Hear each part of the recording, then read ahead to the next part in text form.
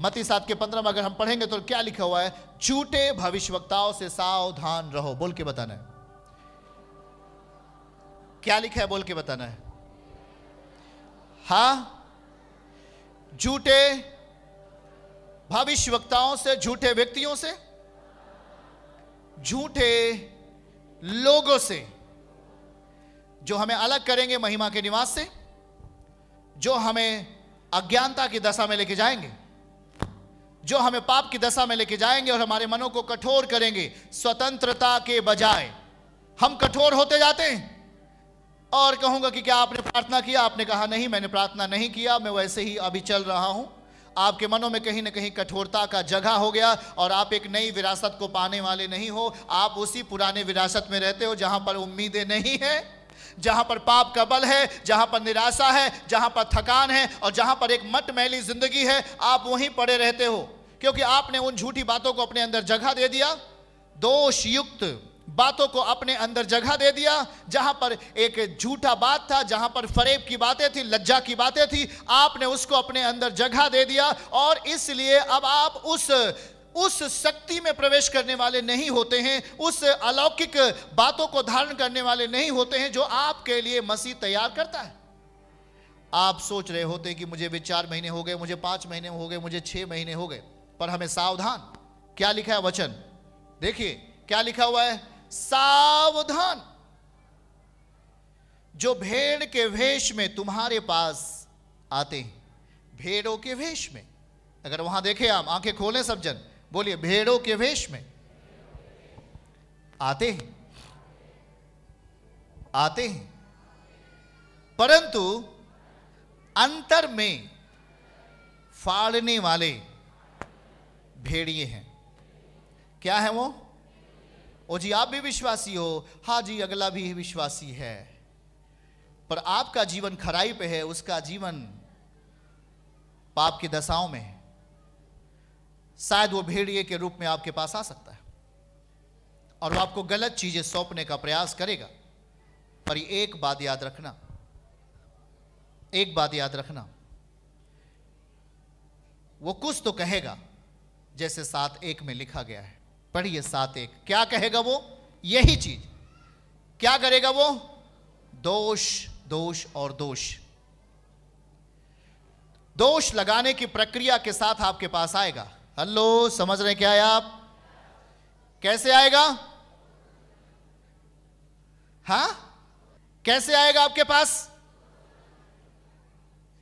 अगर उसे आपको सामर्थ्य जीवन से अलग करना है, बुराई की दशा में नहीं आना, यह अभ्यास हमारे लिए सही नहीं होगा। सुन रहे क्या? ये अभ्यास हमारे लिए सही नहीं, क्योंकि वो हमें सही चीजों को जनरेट नहीं करेगा, पैदा नहीं करेगा। गलत अभ्यास गलत चीजों को पैदा करेगा। इसलिए रुकना चाहिए। एलियाह की बुराई करने वाली इजेबेल थी। कौन थी? और इजेबेल क्या थी मालूम है? इजेबेल एक पाप की दुनिया में व्यभिचारिणी स्त्री थी और अपनी मेज के चारों ओर झूठे लोगों को बैठाती थी खाना खिलाने के लिए। और वो हमेशा एलियाह से घृणा करती थी। क्यों एलियाह से घृणा करती थी? क्योंकि एलियाह एक परमेश्वर का दास था, खराई के साथ चलने वाला था, सच्चाई के साथ जीने वाला था, और इसलिए इजेबेल के अंदर बसने वाली दुष्टात्मा एलियाह से घृणा करती थी। किससे घृणा करती थी? और वो एलियाह को मारना चाहती थी। सुन रहे क्या आप लोग? वो एलियाह को नाश करना चाहती थी, पर क्या वो कर सकी? नहीं। क्या वो एलियाह को मार सकी? नहीं। एलियाह ने कहा निश्चय ही तेरे जीवन में जो इस पाप का जो स्वरूप है, तुझे मौत के रास्ते लेके जाएगी। और वो एलियाह की बातों को याद रखना है। एलियाह ने जो कहा था वही उस इजेबेल के साथ होता है, और इजेबेल को दूसरे मंजिल से फेंक दिया जाता है और वो पूरी तरीके से खत्म हो जाती है। उसका लाश को कुत्ते खा जाते हैं। सोच लो कितनी घिनौनी थी, बहुत ही घिनौनी थी। उसका अभ्यास पाप की दशाओं में था। वो डेली पाप की दशाओं में रहती थी। बाइबल खुले रूप में लिखता है वो अपने आंखों में सूरमा लगाकर बैठती थी और हर एक पुरुष को अपने अंदर आकर्षित करती थी। याद रखो भाई, ये पवित्र शास्त्र है, कुछ भी आपको छुपाया नहीं गया। सच्ची बातों को आपके सामने प्रकट किया जाएगा ताकि वो विद्रोही शैतान आप में से नष्ट हो, यीशु मसीह के नाम में। हालेलुया। बातों को समझ रहे कि नहीं? आज हम उस बात को देख रहे हैं जो हमारे जीवन में अक्सर हम वहां पर कोई लाभ नहीं ले पाते, और कोई आपके पास आता है, आप शिकार हो जाते हो जल्दी से, बहुत जल्दी से, बहुत जल्दी से। सीधा सीधा प्रभु कह रहा है, हमें उस खराई के वचन को जब हम ग्रहण करेंगे तो शैतान आपको फंसाने के लिए जरूर आएगा। सुन रहे हैं आप लोग? कौन आता है? दुष्ट आत्माएं। किसी व्यक्ति से होकर, किसी व्यक्ति के अंदर होकर के आपके आत्मिक दशा को बिगाड़ने का प्रयास करता है। वो भेड़ियों के बीच में भेड़ है, उसी के बीच में भेड़िया आता है।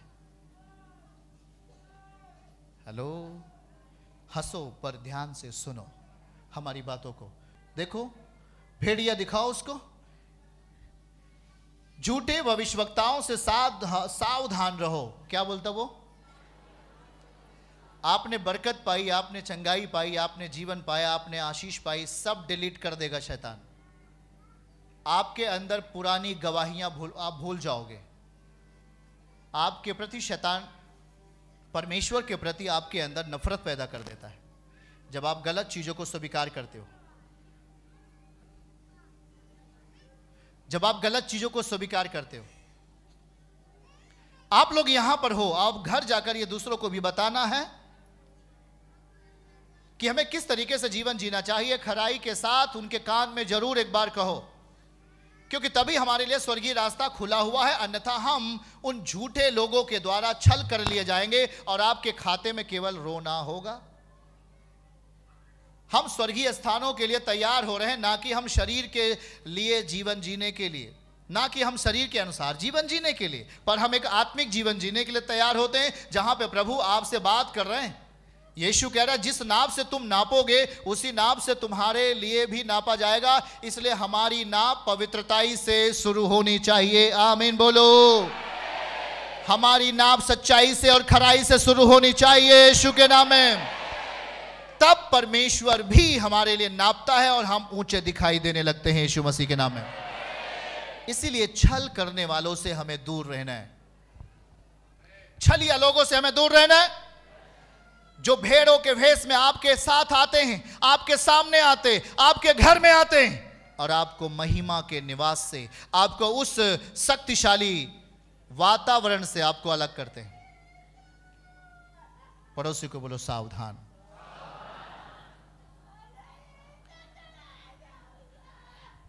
बोलो सावधान।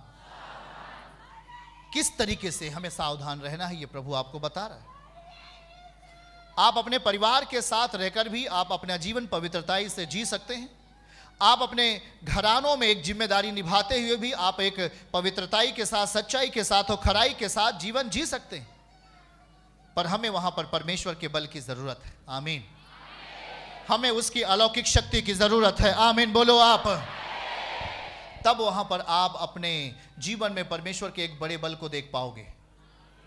हमें नियमित होना पड़ेगा आत्मा में चलने के लिए। आपका जो संबंध है परमेश्वर के साथ वो नियमित होना चाहिए। अगर सुबह उठते हैं तो हमारा संबंध किसके साथ होना चाहिए? प्रार्थनाओं में जाना है। देखो याद रखो, एक बात याद रखो, झूठा भविष्यवक्ता के बारे में प्रभु क्यों समझा रहा है? क्योंकि जब आप ऊंचे उठोगे, आप शक्तिशाली दशा को आप लेंगे या प्रतिफल आपके अंदर आने वाला है, तभी शैतान आपके बीच में कुछ चीजों को लेके आएगा जिससे कि आप प्रतिफल में नहीं जी सको। सुन रहे? बातों को सुन रहे कि नहीं? वो आपको पूरी तरह भरमाने का प्रयास करेगा और गलत आचरण, गलत तथ्य आपके मन में डालने का प्रयास करेगा, आपके स्वभाव में देने का प्रयास करेगा। मैंने आते ही कहा कि आपको शक्तिशाली स्वभाव स्वीकार करना है, वो मसीह का स्वभाव है। आमीन। किसका स्वभाव स्वीकार करना है?